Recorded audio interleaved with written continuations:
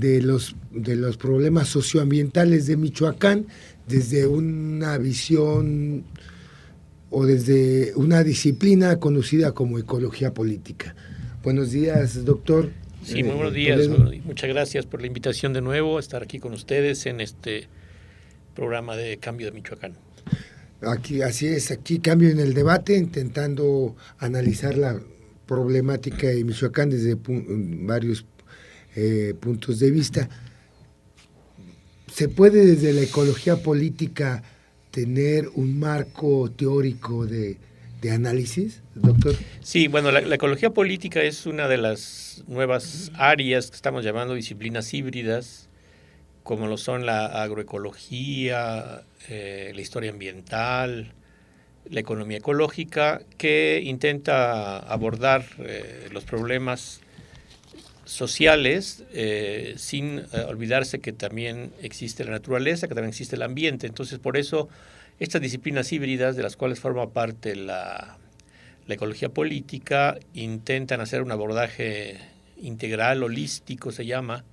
España, Estados Unidos, Italia, Francia, Inglaterra, India, ¿no? Sobre ecología política. Entonces ya es un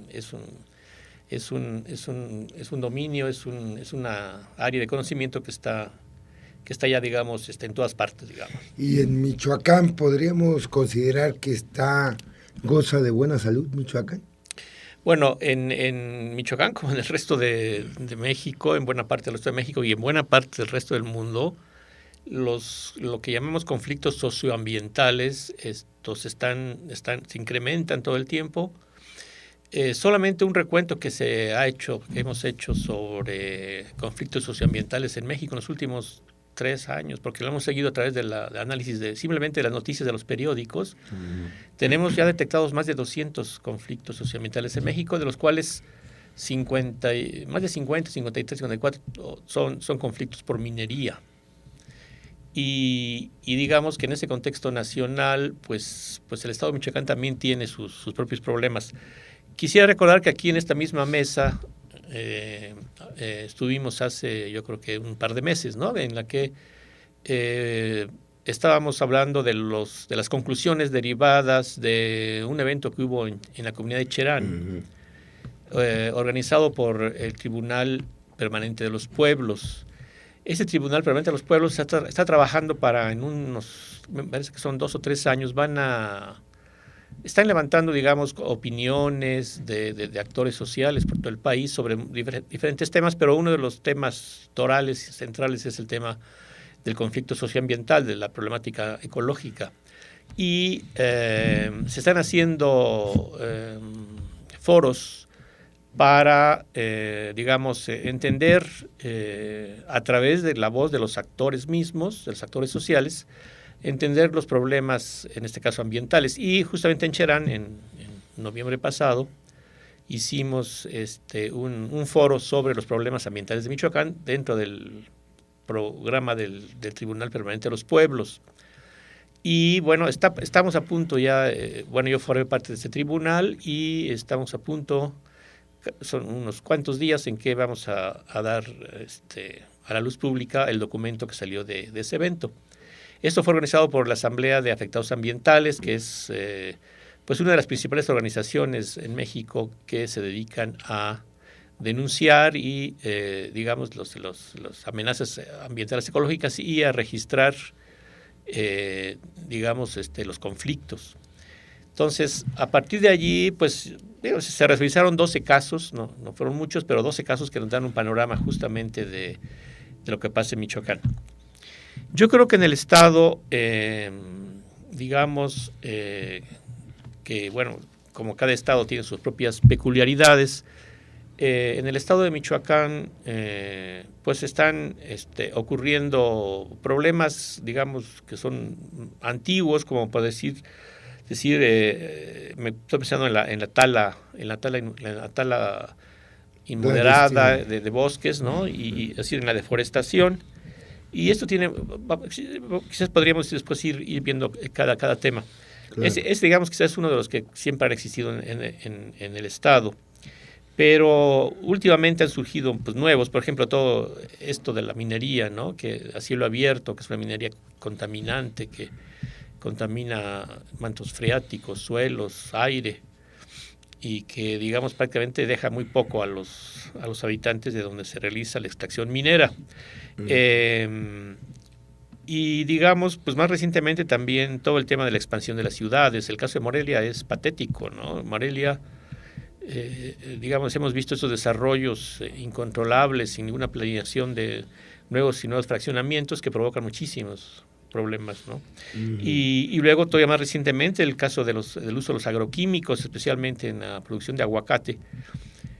Aunque hay, digamos, producción orgánica, es decir, sin agroquímicos y tratando de que sea lo menos agresivo para el conjunto del entorno, el uso de agroquímicos, no solamente en aguacate, sino también, digamos, en la región de Tierra Caliente, especialmente en esta agricultura de exportación. Y bueno, ¿qué más? La contaminación de los cuerpos de agua. Y finalmente el tema de los transgénicos, estos cultivos manipulados genéticamente que son una amenaza, especialmente el caso del maíz, que bueno, podríamos ir viendo caso por caso. Y esto se vincula a los resolutivos que hubo en Cherán, o vas más o menos a la par. Sí. Bueno, sí, el documento que sale de la reunión de Cherán pues establece una serie de demandas y bueno, establece una serie de conclusiones que fueron derivados de esta consulta. Y bueno, en el caso de Michoacán, bueno, pues tenemos, quizás en el resto de los estados, tenemos toda una gama de conflictos socioambientales, de problemas ambientales que están allí, digamos, ¿no? Sí. Y si pudiéramos tener una tabla de medición de los problemas que se presentan en Michoacán, ¿cuál sería de los más, no sé si peligrosos o riesgosos? ¿verdad? De los que están ahorita. Bueno, no existe esta evaluación. Efectivamente habría que hacer una evaluación de ese tipo. Ahí, digamos, las instituciones académicas y investigadores supongo que estarán trabajando ya sobre esto. Yo creo que uno de los principales problemas, y que fue con el que comencé, es este problema de la deforestación y del mal uso de los recursos forestales, ¿no? Hay muchísimas comunidades, y lo vimos ahora en el evento de Cherán, hay muchas comunidades que han perdido el control, digamos, sobre su recurso forestal. Y tiene mucho que ver con la situación general agraria en el país que, digamos, desde el gobierno y desde, digamos, los sectores más poderosos, hay una permanente, digamos, campaña en contra de el manejo comunitario de los bosques. En México, hay que decirlo, es muy importante esto, en México el 70-80% de los bosques y selvas del país están en manos de comunidades, ejidos y comunidades indígenas. Hacen que México sea, después de Nueva Guinea, el país, y por encima de China, por ejemplo, el país con mayor manejo forestal comunitario en el mundo. Y bueno, esto, como sabemos, esto es resultado de la Revolución Mexicana, ¿no? de la reforma agraria, de todo lo que se estableció. A pesar del artículo 27. A pesar de todo, a pesar de todas las reformas y demás. Y en realidad es muy interesante porque en el país originalmente prácticamente las comunidades no recibían más que migajas por sus recursos forestales, es decir, el 70-80% de los bosques y selvas del país. Y digamos, lo que se llamaba derecho de monte, o sea, nunca entraban más que pagando una limosna, digamos, por el uso de los bosques, que durante buena parte estuvo en manos de empresas privadas. En la época de Echeverría, que fue la época, digamos, donde el Estado tomó control de prácticamente todo, o buena parte de la economía del país, allí entraron 12 o 14 o 15 empresas paraestatales forestales que ahora, digamos, le daban un poco más, digamos, de ganancia económica a las comunidades, pero seguían manteniendo, digamos, fuera del del uso de los bosques, es decir, productos maderables y no maderables, a las propias comunidades. Esta fue una segunda época. Pero a partir de los 80, digamos, comienza un proceso muy interesante, sobre todo en Oaxaca, en Quintana Roo, en Durango, donde las comunidades, bueno, el propio desarrollo, digamos, de conocimiento, permite que las comunidades comiencen a reclamar los bosques y comienzan a tomar en sus manos la producción forestal, ¿no? Bueno, pues en Michoacán tenemos uno de los ejemplos paradigmáticos más acabados, que es el caso de Nuevo San Juan, ¿no? A un lado de Uruapan, y que es una comunidad modelo a nivel internacional. O sea, han hecho un manejo los últimos 30 años, no solamente exitoso, sino espectacular, ¿no? Y como el caso de San Juan, pues hoy ya hay muchas comunidades, hay cientos de comunidades que han... Pero Michoacán no. Es muy interesante que el caso, digamos, de Nuevo San Juan no se haya reproducido, Sí, ¿no? eso es algo. Eso es una buena pregunta que todo el tiempo nos hacemos los investigadores, ¿no? Porque, de hecho, yo recuerdo hace unos 10, 15 años que en la propia comunidad de Cherán se inició un proyecto similar, e incluso la comunidad de Nuevo San Juan estuvo tratando de impulsar proyectos similares. Pero el caso es que no. Bueno, ahora sí, con el caso de Cherán, supongo que ahora cuando tienen que, digamos, reaccionar frente a esta tan fuerte agresividad de los talamontes asociados con los delincuentes ligados con el narcotráfico, pues ahora parece que empieza ya a haber una reacción en este tipo, pero en general no hubo. Entonces, digamos, para terminar esta parte de la deforestación, en Michoacán es muy importante que las comunidades... bueno, el principal punto es que esto refleja también desorganización y deterioro de la organización comunitaria. Uh-huh. Ahí donde la comunidad se hace laxa, donde empieza la corrupción de dirigentes, de funcionarios comunitarios, donde la comunidad ya no se olvidan las asambleas, donde la comunidad se afloja, allí entra inmediatamente el problema de la corrupción y de la tala inmoderada y de la deforestación. Hay estudios, ¿no?, de una señora que se murió hace poco, Elinor Ostrom. Ostrom, sí, como Ostrom, que es la que hace ese tipo de análisis, ¿no? Sí, bueno, así es muy interesante, ¿eh? Sí. Ya que si hablamos de ecología política, también podemos hablar de economía ecológica. Exacto. Y dentro de la línea de economía ecológica, bueno, pues la profesora Elinor Ostrom, que además obtuvo el Premio Nobel de Economía, es primera vez que se da un Premio Nobel a la corriente de la economía ecológica, y empezó con Ostrom hace 2 o 3 años. Y esperemos que sigan, porque hay claro, muchos pensadores, intelectuales, investigadores en esta línea que deberían estar reconocidos por el Premio Nobel de Economía. Lo que pasa es que generalmente se los dan a los de otras corrientes. Pero Ostrom fue, digamos, una de las investigadores principales que se ha metido al análisis del manejo comunitario de los recursos naturales. Y las causas para la pérdida de control. Exactamente. La organización social es fundamental.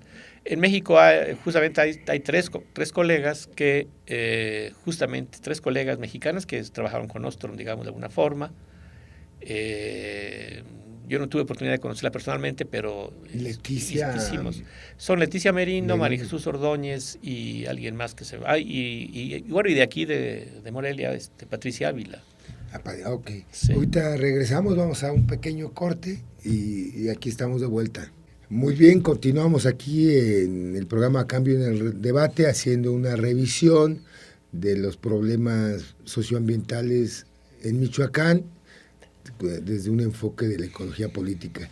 Nos comentaba, doctor, que uno de los grandes problemas es la tala inmoderada relacionada con la propiedad, etcétera.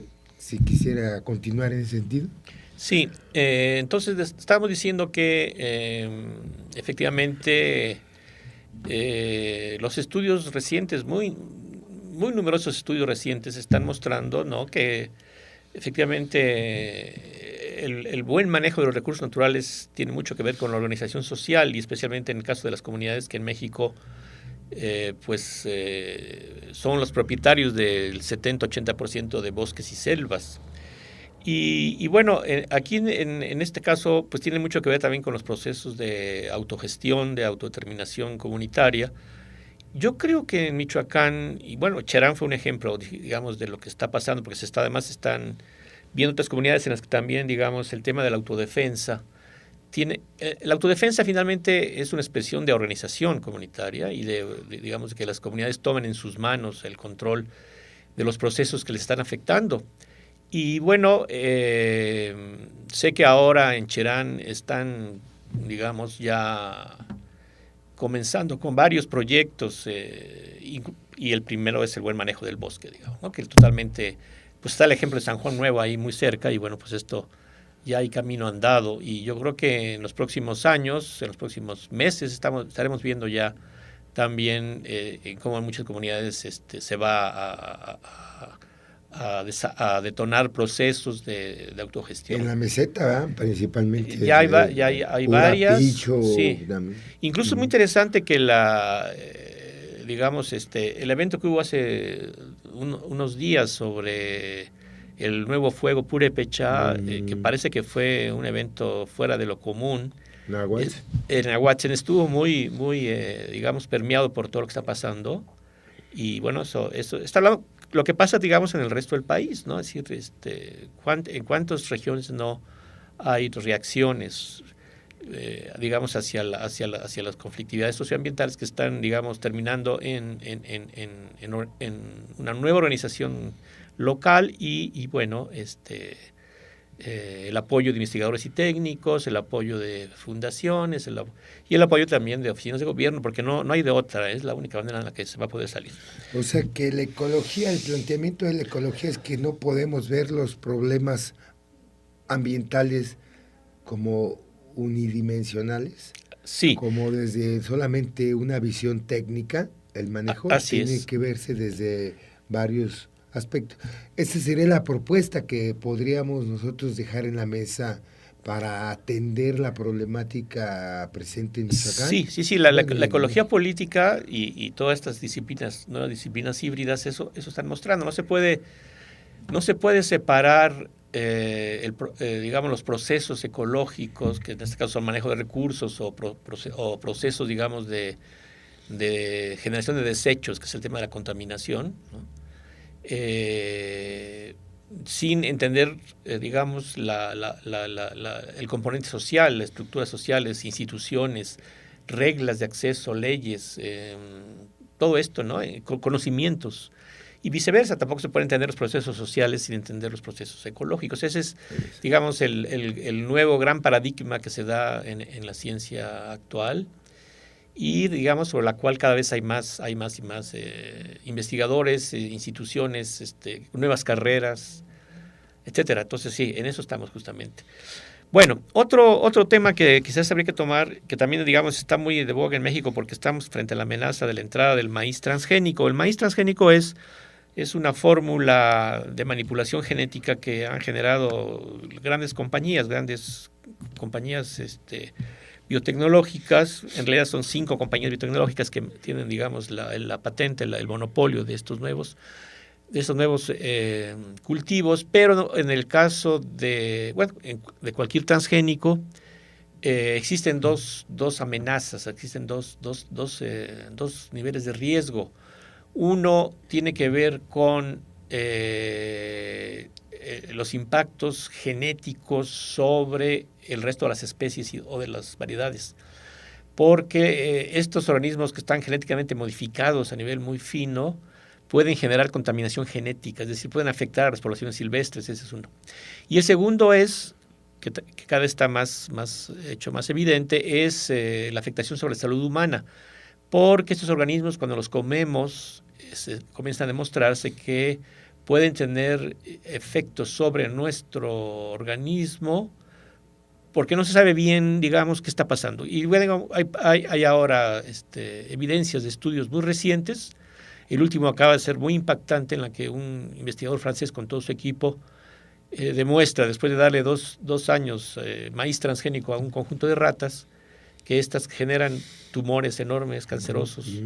Esto fue un impacto brutal porque salió en Europa y bueno, ha causado un gran revuelo.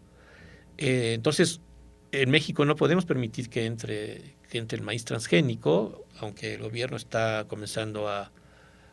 en la mira de aprobar áreas experimentales.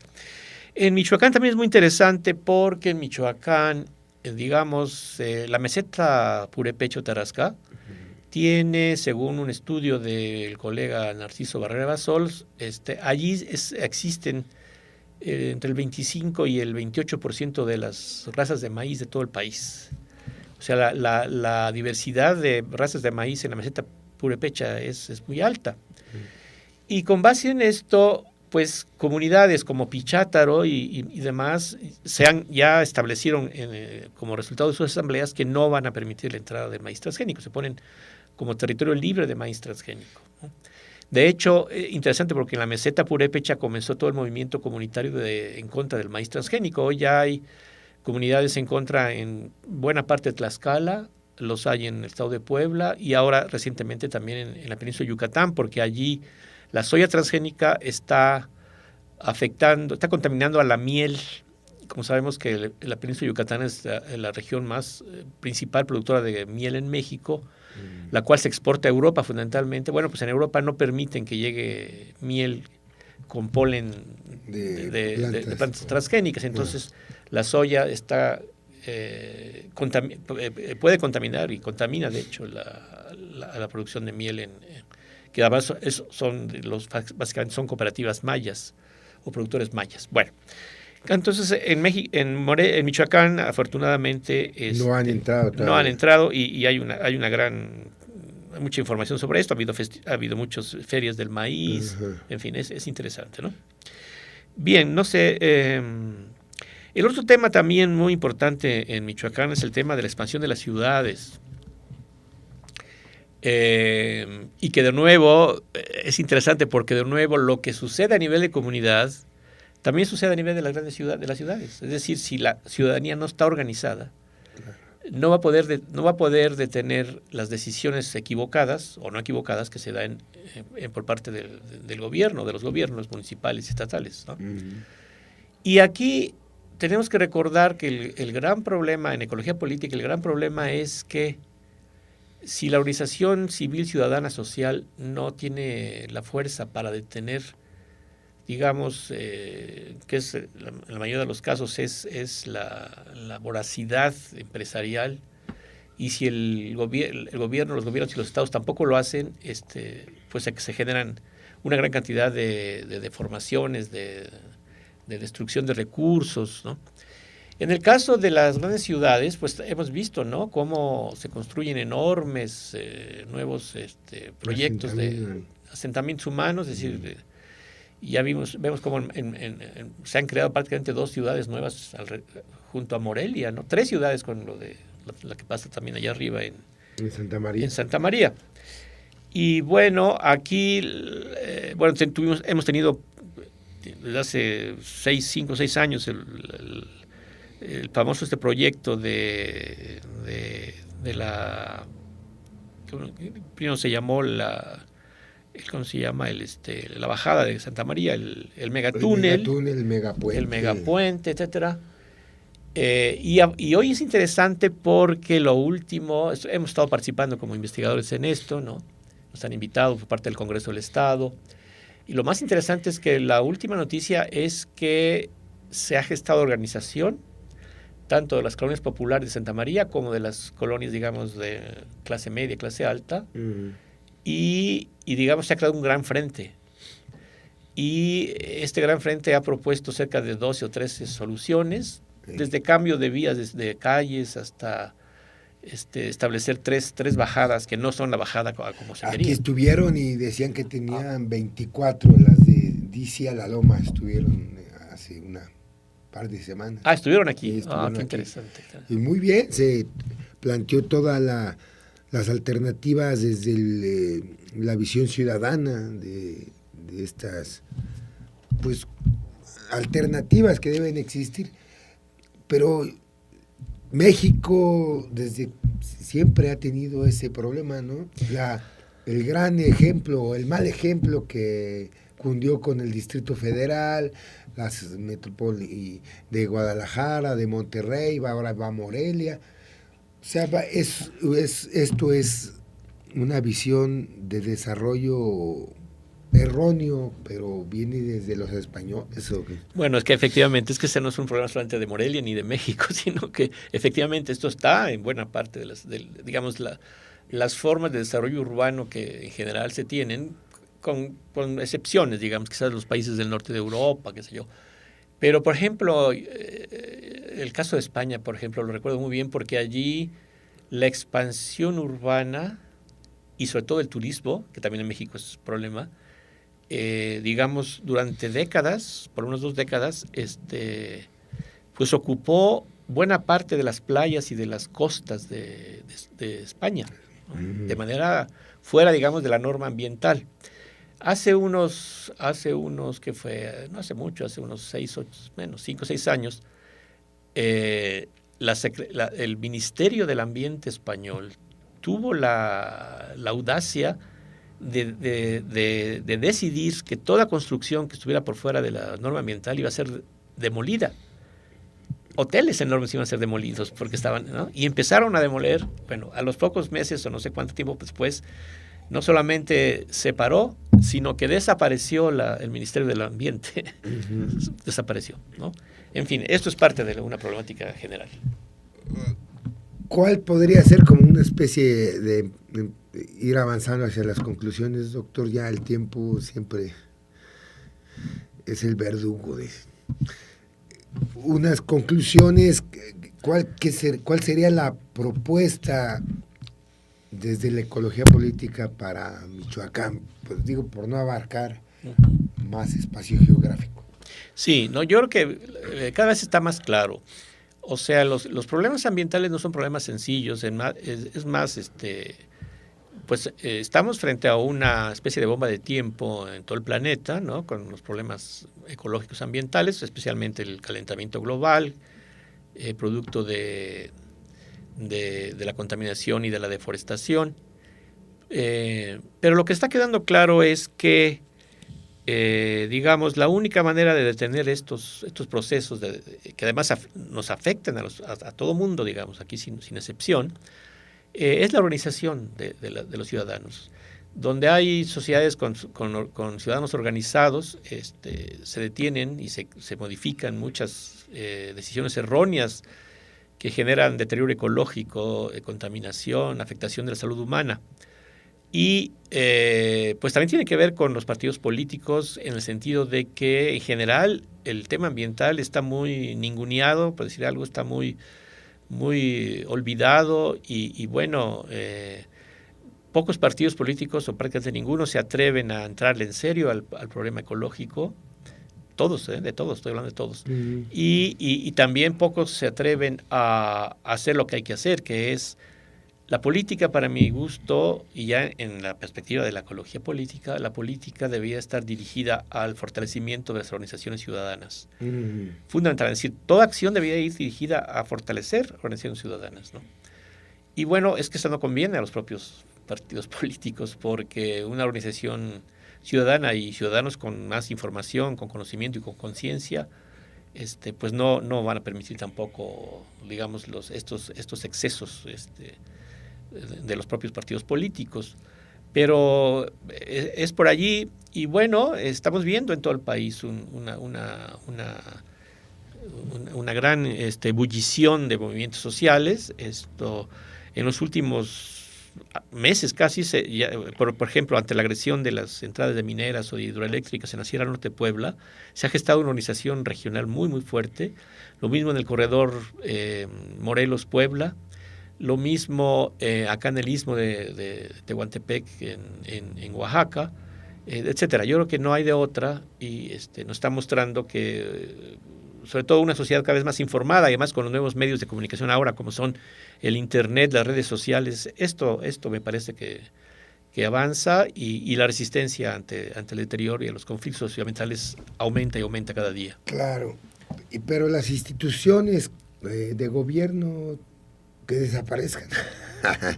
¿Qué tendría que haber? No, aquí tiene que, sí, no, al final, digamos, tiene que haber participación gubernamental en las 3 escalas, ¿no?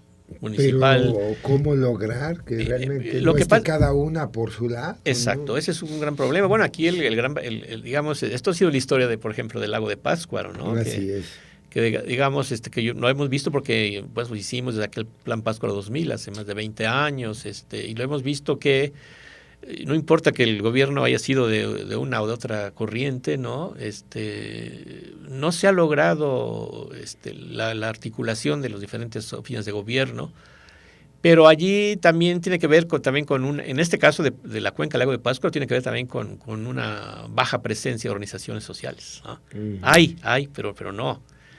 Porque lo hemos visto en otras partes del país, cuando la organización social presiona y exige, al final, digamos, el gobierno también entra como parte de un conjunto de elementos para dar solución.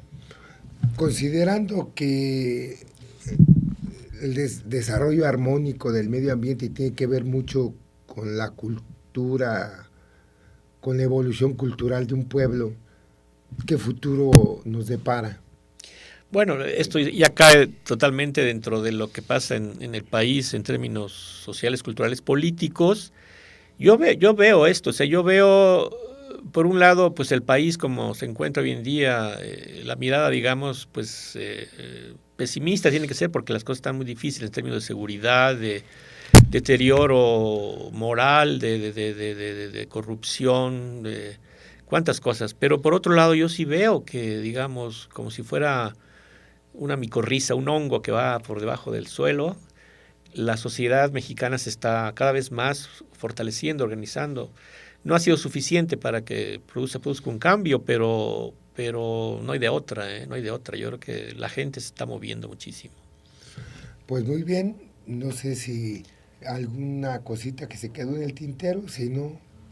Bueno, pues no, que simplemente a los que nos están escuchando, bueno, pues decirles que es muy importante 2 cosas: informarse, es muy importante estar informados, ¿no? Uh-huh. ¿Cuánta gente se entera a través de la lectura de periódicos, como Cambio, como tantos? Y la otra es organizarse, no hay de otra, hay que trabajar de manera colectiva. Ese sería organizarse el mensaje. Y exigir, ¿no? Y exigir, el cumplimiento de los derechos. Exactamente. Pues muy bien, una conclusión de esta revisión del problema socioambiental en Michoacán desde la ecología política. Gracias, doctor, por habernos acompañado. Al contrario, de nuevo, muchísimas gracias por tener la oportunidad de estar en este foro que sé que es cada vez más importante. Gracias. Nos estaremos viendo en una próxima edición de Cambio en el Debate. Gracias y hasta pronto.